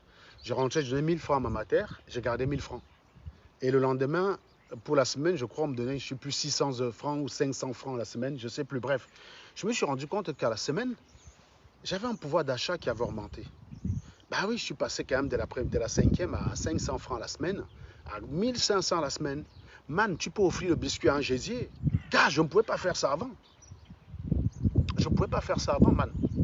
C'est-à-dire, avant, j'avais que mes FAP100, donc je ne donnais rien aux gars. Ce qui fait que je n'ai pas eu beaucoup de gars en 5e, hein, parce que les autres pouvaient les amener au biscuit. Pour dire, hey, tiens, le biscuit. Tiens, non, j'avais mes FAP100 gars. Et j'ai jamais été que je donne l'argent au gésier pour mourir de faim. Jamais. Non. Je ne peux pas prendre tous mes dos, je donne à une gars, je meurs de faim. Jamais. Donc du coup, qu'est-ce que je pouvais faire? Je ne pouvais pas lutter avec ceux qui avaient les... viens, prends les gâteaux que tu veux. Non. La seule fois même d'ailleurs que j'ai pris une gars pour prendre un gâteau d'anniversaire, je lui ai dit, sers-toi dans la limite de 150 francs. Hein. Voilà. Je considère que si un gésier m'apprécie à ma capacité de dépenser de façon stupide, c'est que ce n'est pas un gésier pour moi. Donc c'est bon, je laisse tomber, quoi. Je laisse tomber. Donc du coup quand j'ai vu le pouvoir d'achat que ça me procurait, finalement j'ai dit, mais c'est qu'un formidable de travailler, quoi. Et là, il s'est passé un truc quand même chez moi. J'ai commencé quasiment à assumer tout. Parce que même la pauvreté, figurez-vous que je ne l'assumais pas, gars. Quand mes potes arrivaient chez moi, ils me disaient que, mais Serge, comment ça se fait que ton papa n'a pas de frigo? Parce que quand on voyait mon papa, il était habillé et tout machin, voilà, tu sais, on avait l'impression que quand on arrivait chez nous, ça allait être une maison de luxe parce que mon papa était trop nickel sur lui, quoi. Il avait une certaine élégance de ouf. Donc quand on voyait mon papa, on nous voyait, on pensait que quand on va arriver chez nous, ça va être un luxe insolent. Mais en fait, quand les gens ils arrivaient chez nous, ils étaient surpris de voir des fauteuils, une table à manger et juste un meuble télé avec la télé dessus qui parfois ne marchait pas très souvent. Hein. On a parfois fait 1 an sans télé chez nous. Mais ils étaient surpris en fait de voir que notre salon était assez sobre, quoi. Il n'y a même pas de grande armoire. Il n'y avait pas de, vous savez, les grandes armoires avec les assiettes à l'intérieur, là, que vous voyez qui décorent souvent les maisons. Il n'y avait pas ça dans notre maison. Il n'y avait pas de frigo et tout. Et là, à chaque fois, on me disait, mais Serge, c'est comment et tout? Je disais, non, mon père, il a laissé le frigo à Yaoundé. Donc, en fait, pendant un moment donné de ma vie, franchement, j'assumais pas la pauvreté, en fait. Honnêtement, j'assumais pas. Donc, j'ai raconté des conneries du genre, parce qu'on était à Yaoundé avant d'aller à Fumbote. J'ai raconté des conneries du genre, non, mon papa, il a laissé le frigo. Il a laissé le frigo à Yaoundé. Donc, du coup, on a vu que ça dérangeait un peu de porter. Comme on va partir de toute façon à tout moment, là, on a laissé le frigo là-bas, gars. Je mentais, gars. J'ai raconté des bêtises, tu vois. Et puis en plus, à un moment donné, ça devenait quand même compliqué parce que la malchance qu'on a eue, c'est que, je ne sais pas si on a donné le terrain là à mon pâté. On était dans un quartier qu'on aimait bien, quoi. On a donné le terrain à mon pâté dans un quartier paumé de malades. Mais le quartier là, a été paumé, frère. Il n'y a que les agriculteurs, bansors, là, les anglophones, vous savez, les gens qu'on paye pour faire les champs. Là. Il n'y a qu'eux qui allaient habiter là-bas. Là. Donc le jour où mon père nous montre que voilà son terrain, il dit qu'il va construire là-bas. Nous, on le regarde comme ça, on dit, tu vas habiter là? Il dit oui. C'est là qu'on va construire. Putain, on a commencé à déprimer, mec. Quand on m'envoyait là-bas, quand on nous envoyait là-bas au chantier à Platini, je peux te dire que on n'était pas fiers. Hein. T'es là-bas, passer une journée, c'est comme si tu étais en prison. Et on se demandait, mais putain, on va vivre dans ce quartier-là un jour. On va vivre là un jour. Et donc, le pâté, il élève 4 murs, il commence à mettre la toiture. Là où on habitait, le Joe dit qu'il vend la piole. On demande au pâté d'acheter plutôt la piole dans laquelle on habite parce que c'est dans un beau quartier. Le pâté dit que non, je n'ai pas les moyens, je ne peux pas acheter. Donc il dit, mais par contre, je n'ai pas envie de quitter ici, d'être en colocataire. Donc ce que je vais faire, c'est que je vais essayer de finir la maison rapidement et on va l'habiter là-bas. Oh, sacrilège, sacrilège. Donc on est entré dans une maison qui était provisoire. Donc, il devait faire les travaux au fur et à mesure, là. Tu vois, je me faisais 4e. Hein. Gars, c'est resté que provisoire. donc, c'était compliqué à un moment donné de dire que, bon, le coût du frigo qui reste à Yaoundé, d'accord, mais c'est quoi la maison dans laquelle vous vivez, là, mec? Là, du coup, tu ne peux plus l'homme. Donc, tu arrives à un niveau où tu es obligé d'assumer. Tu es obligé d'assumer qui tu es. Tu dis, ok, oui, bon, mec, ton pâté n'a pas les dos. Tu aurais voulu que ton père ait les dos. Il n'a pas les dos, mais c'est ton père, mec. Assume. Voilà. Et voilà, et c'est comme ça. Mais après, je ne vous cache pas que c'est devenu quand même plus confortable d'assumer ma situation sociale que lorsque j'avais quelque chose sur lequel me raccrocher. Bah oui, parce qu'à un moment donné, je suis devenu très fort en maths. Parce que tout ce que je vous raconte là, j'étais nul. Hein. D'ailleurs, quand on m'a demandé d'aller faire le pouce, je ne pouvais pas dire non. Je n'avais pas le veto. Hein, j'avais redoublé la 5e, mon papa, pour lui, j'étais un nulard, j'étais une crevure, j'étais une chiure. J'avais même pas mon mot à dire, quoi, tu vois. Mon papa, même quand il me voyait ma tenue repassée, là, quand j'avais redoublé la 5e, il me voyait ma tenue repassée, il me dit vraiment ça. Il met les mains dans la poche, il joue à l'élégant, alors qu'il n'a rien dans le crâne. Donc mon papa, il m'a fatigué l'année que j'ai redoublé la 5e, mais vous ne pouvez pas avoir d'idée, gars. Il m'a fatigué. Je ne pouvais même plus être hier, je suis bien dans ma peau, quoi. Non, non. Dès que mon pâté me voyait bien là, comme ça, je suis bien habillé, j'ai fait ma tenue bien repassée. Tu sais, le genre que quand tu arrives à l'école, les petites filles de 5e là, te regardent et tout. Mais moi, les filles de 5e me demandaient en mariage tout le temps, quoi. Tu vois, je me sentais beau quand j'étais à l'école. Mais quand je rentre à la maison, le pâté me dit, vois-moi ça. Il a la tenue repassée, il est élégant, vide dans le crâne. Putain. Donc ton pâté te dit que dans le cerveau, t'as rien, mec, t'es rien, tu vois. Et puis t'as tes potes là quand même qui ont un peu d'argent et tout, qui arrivent chez toi et qui disent, mais Serge, il est où le frigo? Bon non, tu n'as rien dans la tête, t'as même pas le frigo chez toi, tu dis, putain, merde. Donc tu commences à l'homme, donc tu n'assumes pas. Donc effectivement, à un moment donné, c'est devenu d'autant plus simple d'assumer. Comme je l'ai dit, quand j'ai vu le bienfait du travail, quand j'ai vu que le pouce, ça a multiplié mon pouvoir d'achat par 3. Ah tiens, c'est quand même bizarre, c'est à peu près la même chose. Bah oui, le pouce-pouce. avant de faire le pouce, j'avais 500 francs CFA par semaine. Et puis, finalement, après avoir fait le pouce, j'étais passé à 1500 francs par semaine. C'est un peu comme un gars que je connais, qui a quelques temps de ça, il gagnait 5000 euros net par mois. Et puis, en un temps record, la valeur travail, il est passé à 15 000. Du coup, les Bamileke sont fous, quoi. Ils disent, putain, mais il ment, il a vendu ses gens. Non. Tu vois, il a juste découvert que le travail, c'est formidable, man. Le travail, ça te libère. Oui, ça t'occupe pas mal. Mais ça te libère. Quand tu dépenses, tu comptes. Tiens, ah ben oui, 200, ah ben oui, il n'y a pas de problème. Tiens, monsieur. Tu es lancé, même qu'en France, actuellement, là, on est en train de dire qu'il y a une prime de 100 euros qu'on va donner pour les gars parce que le carburant va coûter cher. Lui, il rigole, le gars que je connais, qui n'est pas moi, bien sûr. Le gars, il rigole, il dit, mais attends, mais franchement, 100 euros. Moi-même, le litre de carburant à 3 euros, ce gars, il gère, ce gars, il gère. Non, non, vous voyez que la valeur travail, c'est ça, en fait. Je retrouve même d'ailleurs une certaine similitude entre le moi de 5e et ce gars que je ne connais pas, bien évidemment, hein, qui est passé tout un coup de 5 000 euros à 15 000 euros. Je ne le connais pas. Je le connais pas. Mais il y a une ressemblance entre les deux. Vous voyez, on en revient quand même toujours à cette valeur travail. Et donc, oui, quand je me suis rendu compte que j'avais un pouvoir d'achat qui était plus important, je pouvais manger plus ce qui me plaisait. Et quand ma sandale se coupait, je n'avais pas à attendre mon père pour ça. Je pouvais travailler le dimanche, m'acheter une sandale en rentrant et dire à ma maman, tiens, je gagne 2000. Je dis à maman, j'ai travaillé 1200, j'ai acheté une sandale à 400. J'avais une autonomie de malade, gars, j'ai assumé, gars. Maintenant, je suis fier de dire, j'étais fier d'aller pousser le dimanche. J'étais fier. J'étais fier d'aller pousser le dimanche. J'ai simplement arrêté de faire le pouce-pouce, ma fin d'année 3e. Quand j'ai commencé à dire à la matin, d'ailleurs quand je suis arrivé en 3e, parce que nous tous les samedis on a le champ, quand je suis arrivé en 3e, on a eu un prof, le gars il a tellement expliqué les maths que j'ai d'abord dit que mais c'est bizarre, j'ai l'impression de comprendre les maths. Je ne comprends pas, je dis mais le man s'il explique, je comprends, est-ce que l'affaire est simple? Parce qu'en 4e j'étais dernier, hein, et d'ailleurs j'ai triché de la 4e pour aller en 3e. Le gars s'il explique, je comprends, c'est quand même bizarre. Gars, c'est un genre là, gars. Donc au départ tu te dis que non. Soit tu te trompes. Non, c'est pas possible. Tu ne peux pas être dernier de la classe en maths en 4e et tu comprends les maths de 3e. Vous savez qu'on avait l'idée de dire que si tu es nul en maths en 4e, c'est que c'est fini pour le reste de la classe. Pour le reste de ton scolarité. Donc tu comprends que si tu ne comprends pas celui de 4e, c'est pas celui de 3e, c'est pas celui de seconde que tu vas comprendre. Donc, pour moi, ce n'était pas possible. Le gars donne les exercices, j'ai 10. J'ai dit, mais je passe de demi en 4e à 10 en 3e. Je suis back chez moi, j'ai dit à la matin que, gars, l'affaire si là, moi, je pensais que j'allais quadrupler le BEP, c'est comme tout le monde dans la famille. Mais là, je pense qu'il y a une chance que j'échappe à cette fatalité-là. Et pour ça, il faut que je n'aille plus au champ le samedi. Bon, au départ, ma matin me dit, non, mais qu'est-ce que tu veux dire hein? Tout le monde doit aller au champ le samedi, ça ne t'empêche pas d'aller à l'école. J'ai dit à la matin que bon, si je vais au champ le samedi à vous, je choue le BEPC, c'est de ta faute. Bon, là, j'ai mis ma mère face à ses responsabilités. Et ma mère, directement, elle m'a sursoit de ne plus aller au champ le samedi.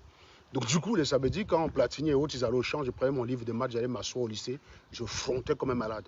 Et à la fin de l'année, bah, moi j'ai eu le prix des mathématiques, quoi. Et c'est comme ça que les maths ne m'ont plus jamais quitté. Donc quelque part, ma mère, il y a été pour quelque chose, peut-être qu'elle s'y avait forcé à aller au champ. Voilà, c'est pour dire quand même que c'était d'autant plus facile à assumer ses origines, qu'on avait de quoi s'accrocher, quoi. Donc c'est pour vous dire en fait, qu'on n'a pas été éduqué dans la jalousie, on a été éduqué dans l'acceptation de ce qu'on est, et simplement dans la mobilisation de toutes ses capacités pour gagner son argent honnêtement. Quand tu gagnes ton argent honnêtement, tu ne trembles pas, tu n'as pas peur. Et tu n'as pas honte de dire à tes enfants, tu n'as pas honte de parler de ton travail devant tes gosses, tu n'as pas peur. Quel est le nombre de Camerounais sur les réseaux sociaux? Il y a des gens qui mettent des têtes de mort, sérieusement. Si on vous demande, vous mettez des têtes de mort, pourquoi? Quelle est la partie de ce message qui ne vous plaît pas? Demandez la parole. J'ai même pas le téléphone pour vérifier qui c'est que le salopard qui met la tête de mort. Mais je vous dis sincèrement, si on vous pose la question, quelle est la partie de ce message? Quelle partie de ce message vous pose problème? Et ça, c'est dans un Cameroun de Paul Biya. Je vous parle des valeurs acquises dans un Cameroun de Paul Biya. Vous qui voulez expliquer que le Cameroun de Paul Biya, c'est l'enfer, on apprend à tout le monde à voler. Non. Si vous êtes un voleur, c'est que votre père a raté votre éducation. Si vous êtes un voleur, c'est que votre papa a raté votre éducation. Si vous avez la capacité de voler, de venir vous afficher sur les réseaux sociaux, c'est que votre père ne vous a pas transmis les bonnes valeurs. Ça, c'est un fait. Donc, je pose simplement la question au gars qui est en train de mettre la tête de mort. Quelle partie du message que je suis en train de passer te pose problème? Demande la parole, tu me dis, man, je suis tout à fait ouvert. Ou alors, vous fonctionnez simplement par détestation de l'autre. C'est-à-dire que même si ce gars, il dit des choses pertinentes, je vais soutenir un voleur par rapport à lui. Moi, j'ai vu des gens la semaine dernière. qui tellement ils sont contre moi qu'ils soutenaient quasiment Élise Battante. On parle de physique, hein. Je sais de quoi je parle. Il y a un autre qui vient me dire, ouais, mais ce que tu dis n'est pas vrai. Si on tire une balle, ça ne va pas tomber au même moment qu'une pierre parce que ça dépend de l'angle. Donc tu ne connais rien en physique. Ok. Mais qu'on parle quand même de la physique de terminale, gars. Et où j'étais bon. C'est même pas genre, encore une fois. C'est-à-dire que c'est la physique de terminale. Hein. J'ai bien dit que vous tirez une balle à l'horizontale, au même moment où vous lâchez une balle, les deux vont arriver au sol au même moment. Ça, c'est la terminale, frère. Si tu ne te rappelles pas tes cours de terminale, c'est que je ne peux rien faire pour toi. Il est donc évident que si je modifie l'angle, ça va de soi, ce n'est plus une chute libre. Ce n'est plus une chute libre, puisqu'il y a une vitesse initiale. Une chute libre, ça veut dire qu'un corps est lâché. D'ailleurs, pour bien simuler la chute libre, qu'est-ce qu'on faisait? On attachait une pierre à un fil et on brûlait le fil avec un briquet. C'est la seule méthode pour s'assurer qu'il parte sans une vitesse initiale. Parce que quand je laisse, il n'est pas possible d'être sûr que je ne lui ai pas donné une impulsion avant. Donc ce n'est pas garanti que c'est une chute libre sans vitesse initiale. Mais là, il s'agit d'une chute avec vitesse initiale. Sauf que là, quand vous avez un gun comme ça à l'horizontale, la vitesse initiale, elle est horizontale et sa composante verticale est nulle. Donc suivant l'axe des Z, le corps chute bien comme si tu l'avais lâché. Et le mec, il vient me dire, ouais, ça devrait... Et avec ça, il remet en question mes connaissances, frère. Et c'est ça le Bamileke. Ce que le Bamileke va interpréter, il va prendre un lapsus dans ce que tu dis. Et il va même pas... C'est-à-dire qu'il va prendre un lapsus. Parce que quand même si je dis, tiens, si on tire comme ça, là, ça va retomber comme une pierre. Tu peux quand même te dire que non. Serge a le niveau qu'il a, il a peut-être du mal à s'exprimer, ou il a parlé un peu trop vite, il n'a pas calculé. Dieu sait, on parle parfois vite, on dit des choses qui ne sont pas exactes, ça arrive. Mais de là à utiliser ça pour dire qu'il ne sait pas de quoi il parle, car il n'y a qu'un Bamileke pour faire ça. C'est-à-dire que le Bamileke a tellement soif de te voir faire l'erreur que parce que ça lui permettait. Donc quand je lui ai dit que man, si tu veux parler donc je suis libre. Voilà, tu tires moi une balle en l'air, tu me prends en compte la résistance de l'air. Et tu m'écris l'équation du mouvement suivant un certain nombre de conditions. Le mec, il a disparu. Donc moi, je dis encore que quand vous connaissez, ce n'est pas en venant dire que l'autre ne connaît pas. C'est facile quand quelqu'un a corrigé un exercice. C'est facile quand quelqu'un a corrigé un exercice de venir dire qu'on sait, qu'on connaît, que c'est facile. Moi, j'ai composé le bac pour un gars, un Bami, bien évidemment. Le mec, quand il vient le soir me voir, physique et mathématiques, c'était le même jour. Je sors avec les deux épreuves, j'ai ça en main. Il prend, il commence à regarder, il me dit, ah, ce n'était pas si dur que ça, hein. Moi aussi je peux faire. J'ai dit, assois-toi là, mec, corrige le premier exercice. Et vas-y, corrige. Parce que je savais dire ce que ça voulait dire. Le mec, un matin, il m'aurait dit que, oh, tu crois que quoi? Parce que tu as composé mon bac, moi-même j'aurais pu composer, j'avais vu que c'était facile. Je n'ai pas laissé, gars. J'ai dit, gars, assois-toi là, corrige le premier exercice. Vas-y, corrige. Le mec, il prend le stylo. Il commence à faire ça. Il regarde, il réfléchit. J'ai dit, vas-y, prends ton temps. C'est une épreuve de 3 heures. Corrige juste le premier, réponds juste à la première question. Réponds juste à la première question. Sur 3 heures, il y a 4 ou 5 exercices. La première question, ça se fait en 5, 10, 15 minutes. Je te donne 30 minutes. Réponds juste à la première question. Le mec, il prend, il fait ça. Oh, il réfléchit. Après, il dit, ah mince, c'est pas si facile que ça. Il dit, ok, ça c'est bon pour la physique. On prend les mathématiques. Choisis n'importe quel exercice, tu corriges la première question. Ah, il ne connaissait pas. Voilà. Je dis voilà. C'est bien ce que je pensais. Donc quand vous voulez me la faire moi, même déjà en terminale, je coinçais déjà les gars comme toi. Quand tu arrivais en terminale et tu disais que tu es redoublant et que tu as redoublé par malchance parce que tu avais bien compris les cours et que ton échec n'est pas expliqué, ça voudrait dire que tu as intégré toute l'année. C'était toi que j'envoyais au tableau en premier. Ah oui, parce que je ne vous ai pas dit, j'étais chef de mon groupe d'études quand je faisais terminale. Donc je mettais les exercices au tableau, c'est moi qui choisissais qui va corriger, même si j'étais plus vieux que moi, rien à foutre. Voilà, donc tu dis que tu as redoublé parce que c'était la malchance. Donc ça veut dire que tu supposes que tu avais toute la connaissance pour réussir et tu n'as pas eu la chance. Pas de problème, frère, pas de problème. Va corriger cet exercice-là. C'est toi que j'envoie au tableau en premier. Parce que tant que tu n'as pas compris que tu as échoué parce que tu étais nul, tant que tu n'as pas compris ça, tu ne vas pas avancer. Tu ne vas pas avancer si tu ne comprends pas. Donc il est important que tu comprennes. C'est pour ça que je te mets à l'épreuve. Donc les gars, quand vous connaissez, venez dire ce que vous connaissez. Ce n'est pas en disant que l'autre ne connaît pas. Vous trompez qui? Vous trompez votre grand-mère peut-être qui est dans le direct. Mais même vos amis même savent que vous n'avez pas le niveau. Vous ne trompez même pas. Parce que même vous ne trompez pas. Vous connaissez vous-même vos positions. Il est toujours important de rappeler que l'une des choses qui fait le plus mal au Cameroun, c'est les fraudes. La fraude en tout genre. fraude fiscale. Vous ne payez pas les impôts, vous frélatez tous. Ça fait plus de mal que le détournement de certains. Vous pouvez me croire. Et c'est parce que dans l'ensemble, collectivement, vous êtes tous pourris que ça donne le pays que vous avez. Et que tout le temps s'élever la droite l'autre personne. Quand vous avez un Bamileke qui vous dit que le gouvernement a volé l'argent, rappelez-leur que l'impact de la fraude, il faut qu'il fasse un audit. Moi, je peux faire une estimation. Je peux vous proposer une estimation. Mais c'est une estimation. Ça vaut ce que ça vaut. En fonction des hypothèses. Il faut simplement qu'on débatte sur les hypothèses. Ce n'est pas l'estimation qu'il faut débattre. Parce que si les hypothèses sont bonnes, l'estimation est bonne. Par contre, si vous trouvez que, si vous n'êtes pas d'accord avec mon estimation, c'est que vous êtes en capacité de remettre en question mes hypothèses, les hypothèses que j'ai prises. Et donc, c'est là que je vous attends. C'est là que je vous attends. On peut proposer des choses. C'est important. On peut proposer des sujets de débat. Donc, vous pouvez faire un audit sur l'impact de la fraude. La mamie Makalala qui vend les beignets, qui ne paye pas toutes les taxes qu'elle devrait payer. Sa petite sœur qu'elle engage, à qui elle ne verse pas un revenu et dont ne paye pas de prestations sociales. Vous pouvez me calculer l'impact de ça, le vendeur d'arachide. Le vendeur d'eau glacée paye quoi? Il paye une petite patente de 1000 €. Ben non. En réalité, quand vous êtes vendeur d'eau glacée, vous êtes une société ambulante. Vous devrez payer tout ce qui va avec. Le fait que vous ne payez pas, vous avez regardé l'impact que ça fait? Non, vous n'avez pas regardé. Donc,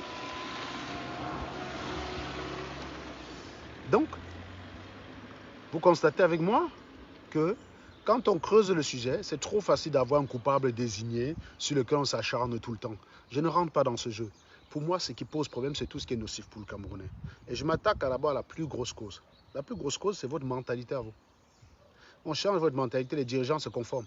Un dirigeant qui sait que, mais, s'il est ministre et que son salaire est transparent, vous savez que son salaire, c'est 900 000 €, c'est 900 000 francs CFA par mois. Avec 900 000 francs CFA par mois, il ne peut pas, au bout de 2 ans d'être du ministère, ériger un bâtiment, un immeuble en plein à quoi? Il ne peut pas. Il ne peut pas justifier ça. Eh bien, ce ministre non seulement ne va pas le faire, mais il ne va pas venir se pavaner sur les réseaux sociaux. Parce qu'il sait qu'on va lui demander des comptes. Il a d'abord obligation d'être transparent sur ses finances, montrer tous ses comptes. Avec un pays où les gens ont la bonne mentalité, le ministre, il sait que les gars vont lui demander ça.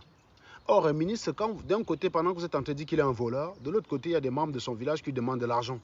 Résultat des courses, il y a des gens pour le défendre. Quand vous dites qu'il est voleur, celui qui a reçu un billet la semaine dernière te dit tu es jaloux. Et à partir du moment où on utilise l'expression tu es jaloux, on a déjà noyé le débat, c'est fini. On n'en parle plus, terminé. C'est fini. Vous voyez ce que je veux dire? C'est terminé, le débat il est complètement noyé. Donc si tout le monde est correct, transparent, exigeant, même les fémans vont se cacher. Pourquoi les fémans viennent se montrer? Vous pensez qu'un faussaire en France peut venir sur les réseaux sociaux attaquer les gens? Vous êtes malade? Des faussaires en France, il y en a. Des trafiquants de drogue à Marseille, il y en a. Allez regarder l'émission Enquête exclusive de dimanche dernier. Vous allez voir là, quand ils vont dans un immeuble, ils saisissent parfois 1 million d'euros. Quand ils font une descente là dans cette... Tu vois, l'immeuble de l'extérieur, c'est de la merde. L'immeuble est pourri, sale, désaffecté. On saisit dans l'immeuble 1 million d'euros. On revient 3 jours après. On descend dans le même immeuble, on saisit 224 000 €. Ces gars-là, pourquoi ils ne roulent pas en Ferrari? Pourquoi ils ne vont pas construire les immeubles? Parce qu'ils sont dans un pays où pour faire ça, il faut justifier ton argent. Donc les gars sont discrets. Ils sont discrets. Il n'y a que chez nous, ouais. T'avais dit qu'ils nous emmèneraient au magasin. Ouais, tu veux quoi? Tu vas aller acheter quoi, Action? On va aller voir. On va d'abord aller, je change mon protège-écran. Bah, je te laisse finir ton truc et après on y va, d'accord? Non, mais il faut me dire ce que tu veux prendre.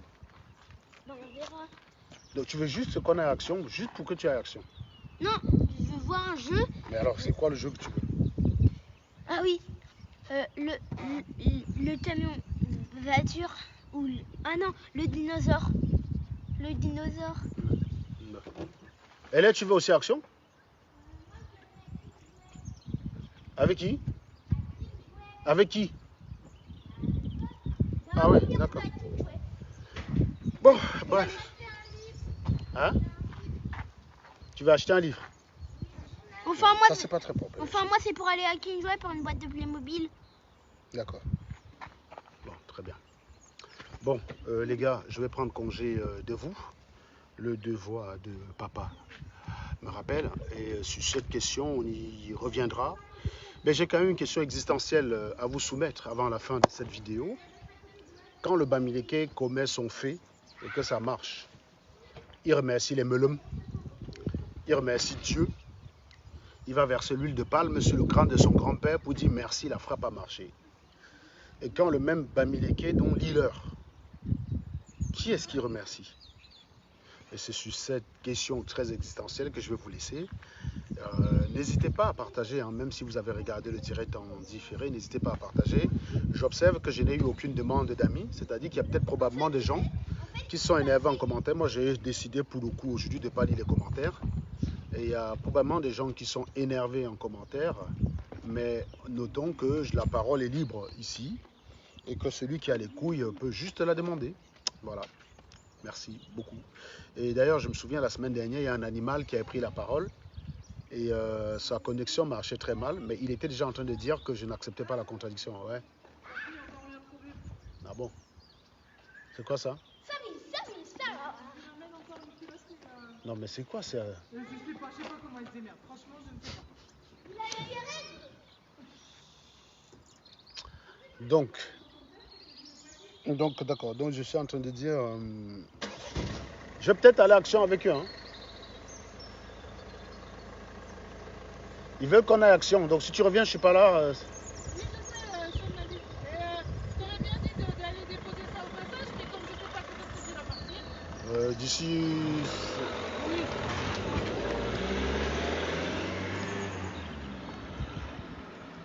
Il y a un certain Guetchom qui demande la parole. Ce gars demande la parole tout le temps. Oh, il a pris. C'est ça qui est fou. Ben, je te donne la parole, Kennedy. C'est fou parce que tu demandes la parole tout le temps et à chaque fois que je te donne, tu ne me prends jamais.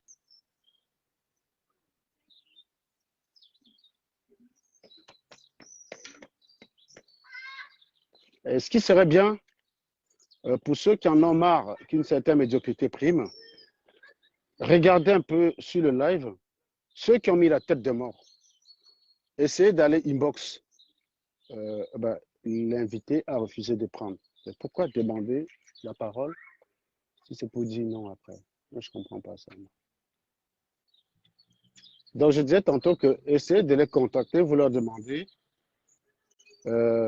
pourquoi ils mettent la tête de mort, qui vous donne un argument. Allez les voir en privé comme si vous étiez des naïfs.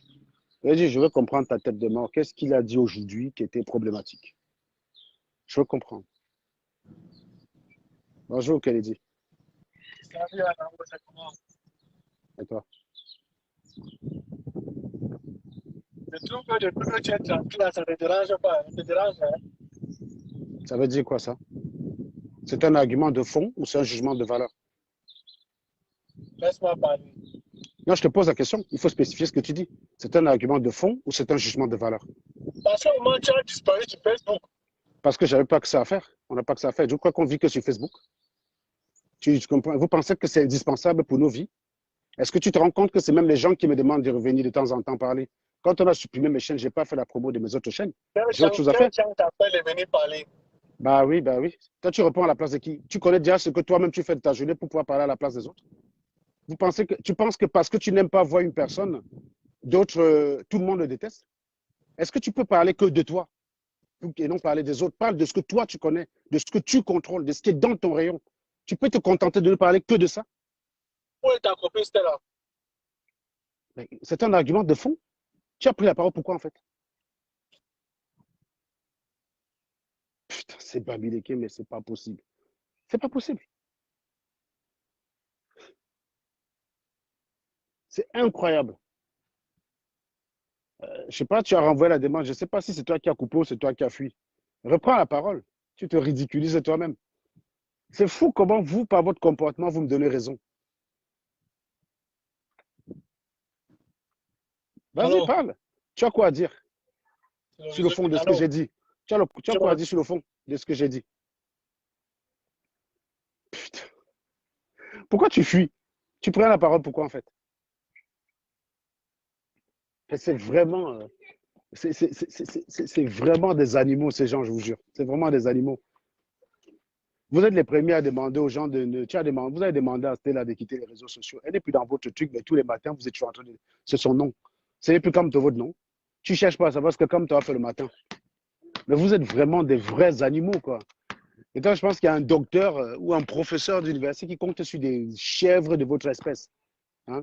Il y a quelqu'un qui dit que quand tu es tranquille, ça te dérange. Toujours commenter le mouvement des autres.